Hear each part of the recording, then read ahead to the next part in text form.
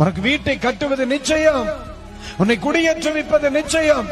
தேவனுடைய சமூகத்தை குறித்த வாஞ்சை, ஆத்தும ஆதாயத்தை குறித்த பாரம் உனக்குள் இருக்கிறபடியினால் ஆண்டவர் உன்னை உன் சொந்த வீட்டில் குடியேற்ற பண்ணுவார்.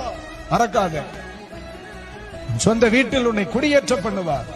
மறக்கவே மறக்காத. தீர்க்க தரிசனமா அதை எடுத்துக்கோ. உன்னை உன் வீட்டிலே குடியேற வைப்பேன். ஆண்டவர் கவனிக்கிறார் இதெல்லாம்.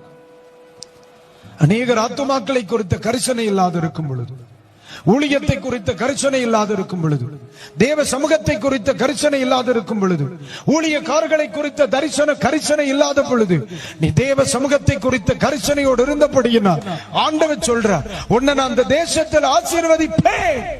அல்ல, மாற்று கருத்தே கிடையாது. கிருபையை உன்னை விட்டு எடுக்க மாட்டேன். நான் என் கிருபை உன்னோடு கூட இருக்கும். என் கிருபை உன் கூட இருக்கும். என் கிருபை உன் கூட இருக்கும். கர்த்தருக்கு ஸ்தோத்திரம்.